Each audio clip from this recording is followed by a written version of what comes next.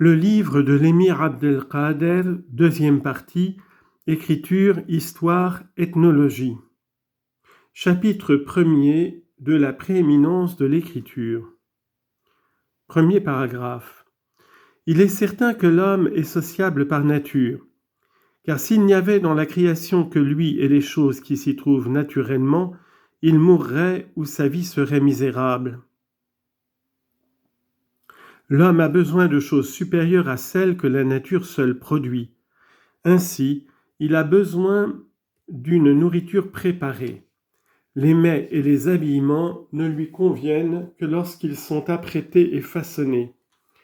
Et ce qui nécessite l'usage d'un certain nombre de métiers pour rendre la vie plus commode. Un homme seul ne peut pas exercer tous les métiers. Il faut donc qu'il s'associe et se réunisse à d'autres, que celui-ci fasse du pain pour celui-là et celui-là tisse pour celui-ci. Mais pour qu'un homme puisse faire connaître sa pensée à un autre homme, son associé, il a besoin d'en inventer le moyen.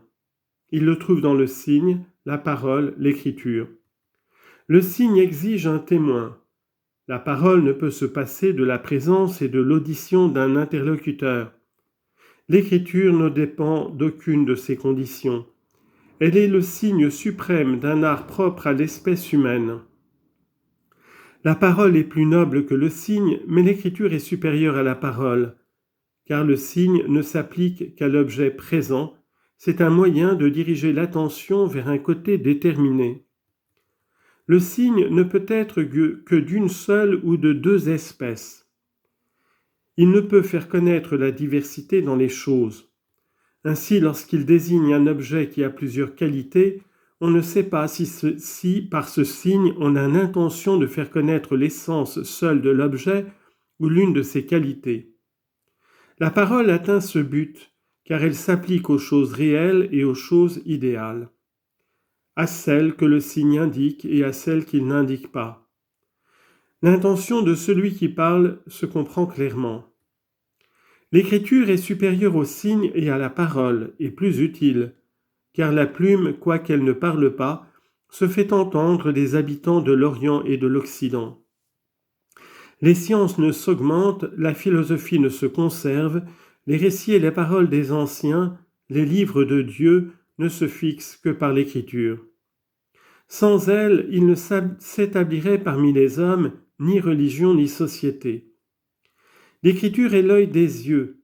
Par elle, le lecteur voit l'absent. Elle exprime des pensées intérieures autrement que la langue ne pourrait le faire. Aussi a-t-on dit, la plume est l'une des deux langues, mais elle est plus éloquente que la langue même. Par l'écriture, l'homme peut dire ce que quelqu'un, s'adressant à un autre, ne pourrait pas lui communiquer par la parole. Elle parvient au but que la parole ne peut pas atteindre. Aussi les lois de l'islam ont-elles défendu d'enseigner l'écriture aux femmes pour qu'elles ne puissent pas, en écrivant à ceux qu'elles aiment, se ménager une rencontre avec eux. La connaissance de l'écriture eût été dans ce cas une cause de discorde. Il y a deux éloquences, celle de la langue et celle de l'écriture. Celle-ci a la supériorité car ce que fixe la plume a la durée du temps. Ce que dit la langue s'efface en peu d'années. Deux choses constituent la religion et le monde, le sabre et la plume. Mais le sabre est au-dessus de la plume. Oh, que le poète a bien dit.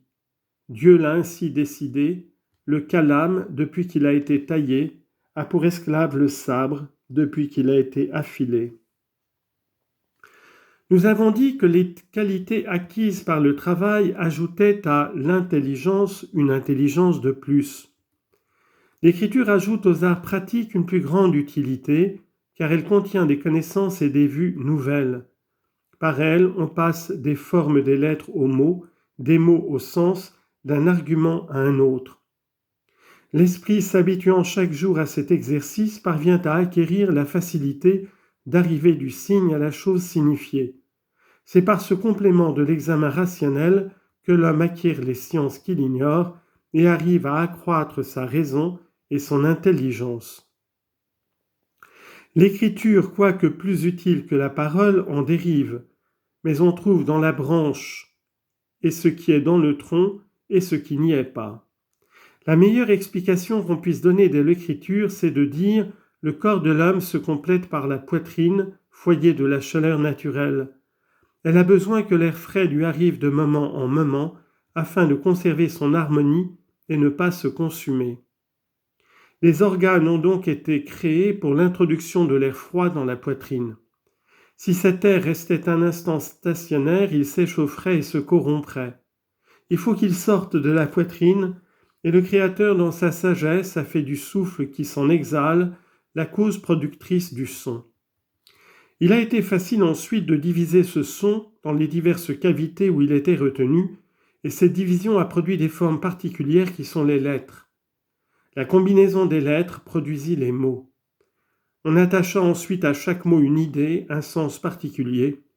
Enfin, on fut forcé d'arriver à l'écriture dont le besoin grandit de plus en plus. Il est évident que son introduction dans le monde dut être difficile, car pour faire connaître chaque sens des mots, on eut besoin d'inventer un dessin particulier. Il fallait des dessins en nombre illimité. On employa alors un moyen délicat qui fut d'inventer ce dessin particulier pour répondre à chacune des lettres simples articulées. Les dessins composés furent mis en correspondance avec les lettres composées et l'écriture devint ainsi facile. Voilà comment l'écriture est dérivée de la parole. Mais elle acquit un immense avantage. L'esprit d'un seul homme ne peut pas inventer beaucoup de sciences. Lorsqu'il en a découvert un certain nombre et qu'il les a fixées au moyen de l'écriture, un autre homme vient qui en prend connaissance et invente une autre science qui s'ajoute à la première. Il est donc certain que c'est seulement à l'aide de l'écriture que s'accroissent les sciences.